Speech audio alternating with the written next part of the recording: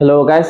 तो आज शुरू करते हैं नॉर्मल रेंज के बारे में। मतलब हमारे बॉडी में जो भी करिकुलम होता है, जो भी एक्टिविटी होता है, जो भी चेक करना होता है मरीज को। आपके पास कोई पेशेंट आता है तो उसका आप ब्लड प्रेशर चेक करते हो, आप उसका ऑक्सीजन लेवल चेक करते हो, आप उसका बहुत सारा जो मेजरमेंट करते हो, वेट चेक करते हो या उसका पल्स रेट चेक करते हो। तो कुछ भी जो चेक करना होता है तो कितना नॉर्मल है, कितना नॉर्मल नहीं होता, तो उसके बारे में जानना बहुत जरूरी है। आप अगर मेडिकल स्टूडेंट है तो आपके लिए वीडियो 100% कंपलसरी है, क्योंकि इसमें जो बताया गया है वो आपके टेक्स्ट बुक में है, आपको पढ़ाया जाएगा। आप जब ट्रेनिंग करोगे, प्रैक्टिस करोगे, आपको लगेगा। तो शुरू करते हैं बिना देरी के, शुरू से। पहला, ब्लड प्रेशर। आपके पास कोई मरीज आया, कोई पेशेंट आया, ठीक है।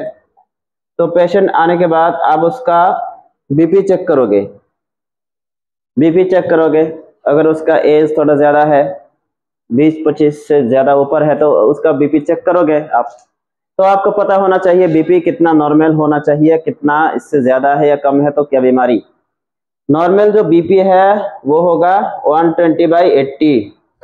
इससे अगर कम हुआ तो BP low, blood pressure low है। और इससे ज्यादा है तो BP high, BP high, blood pressure high है।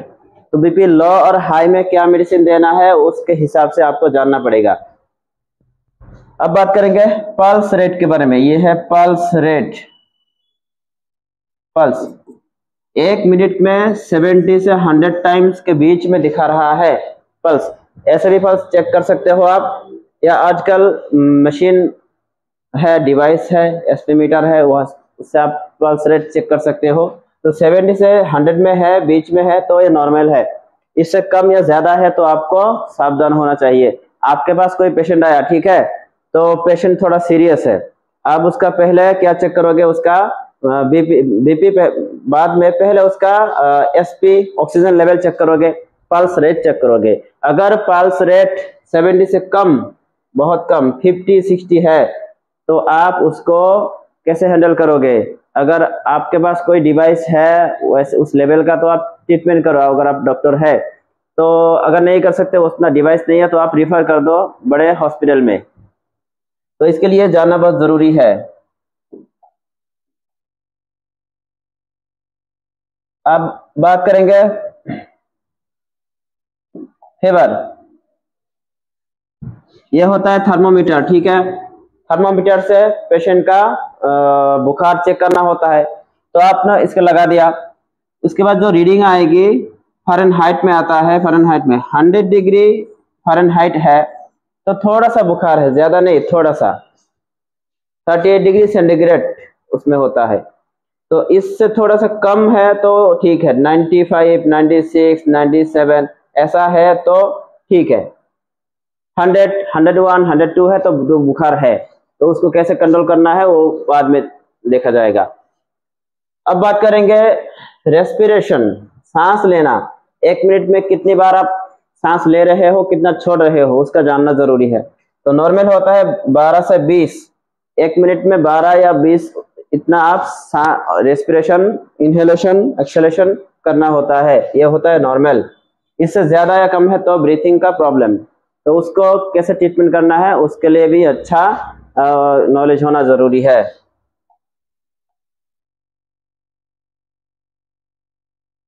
मेरा चैनल देखोगे तो आपको बहुत अच्छा नॉलेज मिलेगा। तो देखते रहो और अपना ज्ञान बढ़ाते रहो। तो अब बात करेंगे हीमोग्लोबिन। किसी आपके पास पेशेंट आया, आप डॉक्टर है, पेशेंट आया तो उसका हीमोग्लोबिन चेक करना होता है। आपने ब्लड टेस्ट लिख दिया हीमोग्लोबिन चेक करने के लिए।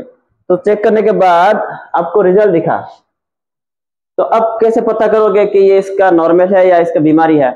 तो बंदा अगर मेल है, लड़का है या मर्द है, तो उसका हीमोग्लोबिन होगा 13 से 18 के बीच में। इतना है तो नॉर्मल, इससे कम है तो उसको खून की कमी है, एनीमिया है। लड़कियों में 11 से 16 इसके बीच में है तो नॉर्मल, इससे कम है तो उसको खून की कमी है, आयरन की, हीमोग्लोबिन की कमी है। तो उसको खून कैसे बढ़ाना है, उसका मेडिसिन देना होगा। अब बात करेंगे कोलेस्टेरॉल। जो कोलेस्टेरॉल होता है वो जरूरी होता है हमारे बॉडी के लिए, क्योंकि हमारे बॉडी में जो हार्मोन्स होते हैं, हार्मोन्स प्रोडक्शन के लिए कोलेस्टेरॉल बनना जरूरी है। तो कोलेस्टेरॉल ज्यादा बनना अच्छा नहीं है। तो कितना होना चाहिए नॉर्मल? 130 से 200 है तो नॉर्मल है, इससे ज्यादा है तो कोलेस्टेरॉल ज्यादा, तो उससे बीमारी होगी, उसके लिए ट्रीटमेंट देना होगा, तो इसीलिए चेक करना होता है। अब बात करेंगे शरीर में केमिकल्स, मिनरल्स की जरूरत बहुत इंपॉर्टेंस है। तो मिनरल्स के बारे में एक अलग वीडियो ही है, पूरा प्लेलिस्ट पे जाओ देख लो, बहुत अच्छा नॉलेज मिलेगा। पोटेशियम, जो आप खाना खाते हो उसमें पोटेशियम होता है। पोटेशियम का लेवल कितना होना चाहिए नॉर्मल? 3 से 5, याद रहेगा दोस्त। सोडियम, आप जो नमक खाते हो डेली, सॉल्ट, सॉल्ट में क्या होता है? Sodium, Na। सोडियम की मात्रा कितना होना चाहिए नॉर्मल? 135 से 145 के बीच में होना चाहिए। अगर टेस्ट में ऐसा दिखे तो नॉर्मल है, इससे कम या ज्यादा है तो आपको एक्शन लेना है, उस पेशेंट को ठीक करना है। कैसे हैंडल करोगे उसका वीडियो अलग होगा, उसका ट्रीटमेंट, लेकिन उससे पहले आपको जानना जरूरी है। अब बात करेंगे ब्लड के बारे में।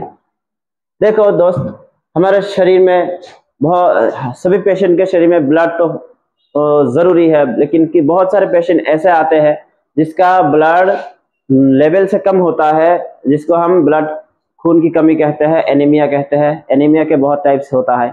तो ब्लड कितना होना चाहिए? हर इंसान के शरीर में 5 से 6 लीटर के बीच में ब्लड होना चाहिए, 5 से 6 लीटर। उससे कम है तो उसको ब्लड खून की कमी होती है, बहुत सारी दिक्कतें आएंगी, बीमारी होगी। तो ब्लड होना चाहिए 5 से 6 litre. Sugar, main point, diabetes है या नहीं, उसको कैसे चेक करोगे? जब कोई पेशेंट आता है आपके पास, यह होता है ग्लूकोमीटर, ठीक है, इसको कहते हैं आरबीएस चेक करना होता है। डॉक्टर आरबीएस चेक करना ऐसे लिख देंगे प्रिस्क्रिप्शन में। तो आप ब्लड चेक ऐसे चेक करोगे, ग्लूकोज मीटर से चेक करोगे।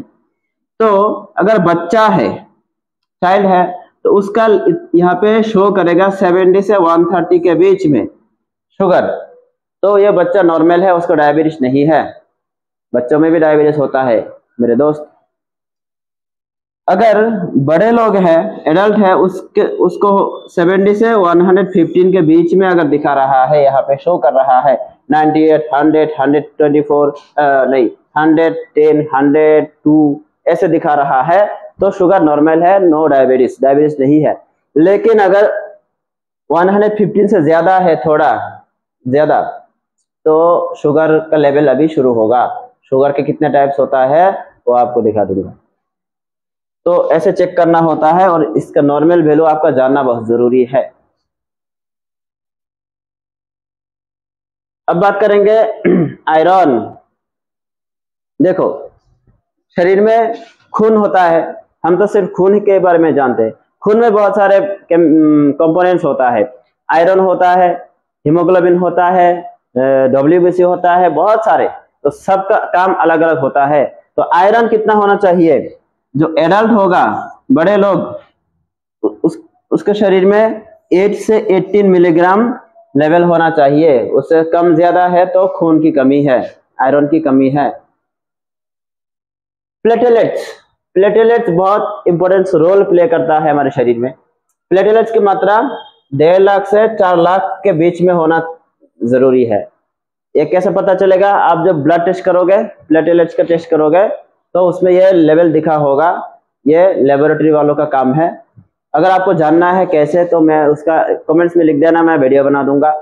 तो अगर रिपोर्ट में ऐसा है, इतना लेवल है तो नॉर्मल है, इससे कम है तो उसको बीमारी है। नॉर्मली प्लेटलेट्स डेंगू बीमारी में कम हो जाता है। तो अब बात करेंगे आरबीसी एंड डब्ल्यूबीसी। देखो, शरीर में 4 से 6 मिलियन आरबीसी लेवल होना चाहिए। रिपोर्ट में इससे कम ज्यादा है तो आरबीसी कमी है, आरबीसी कम मतलब खून की कमी। डब्ल्यूबीसी इसका लेवल होना चाहिए 4000 से 11000, 4000 से 11000, इसके बीच में है तो नॉर्मल है, वरना नॉर्मल नहीं। तो आपको जानना है, आप मेडिकल स्टूडेंट है तो ये चैनल आपके लिए बेस्ट है, आपके कोर्स के लिए, आपके पढ़ाई के लिए बहुत हेल्प करेगा, आपके दोस्तों को भी दे देना। अब बात करेंगे कैल्शियम। हमारे शरीर में कैल्शियम की मात्रा 8 से 10 ml पर DL होना चाहिए। अगर जो टेस्ट है उसमें रिपोर्ट में 8 से 10 के बीच में नहीं है, कम है, तो कैल्शियम की कमी है। कैल्शियम का टैबलेट या सिरप जो भी चाहिए पेशेंट के एज के हिसाब से उसको देना है। और विटामिन D3 बहुत रोल प्ले करता है हड्डियों के बनने में और इम्यूनिटी बूस्ट करने में, तो उसका लेवल होना चाहिए 20 से 50 नैनोग्राम पर DL। तो आपको इस वीडियो में क्या सीखने को मिला, हमारे शरीर में क्या कौन कौन सा जो लेवल होता है उसका नॉर्मल रेंज क्या है उसके बारे में सीखने को मिला। आपको बहुत हेल्प मिलेगा, आप खुद अब टेस्ट पढ़ सकते हो, रिपोर्ट पढ़ सकते हो। मेरा चैनल देखते रहोगे तो आप आधे डॉक्टर बन जाओगे, डॉक्टर नहीं बनोगे, मतलब आपको दिखने रिपोर्ट देख के, प्रिस्क्रिप्शन देख के हेल्थ के बारे में बहुत अच्छा नॉलेज मिलेगा। तो क्या करना है, जानना है, हेल्थ के बारे में जानना है, अपने शरीर के बारे में जानना है, तो जानते रहो, सीखते रहो ऐसे ही। और मुझे कुछ नहीं चाहिए आपसे, बस सब्सक्राइब कर देना, कमेंट्स में लिख देना आपको कैसा लगा और बेल नोटिफिकेशन ऑन कर देना। Thank you.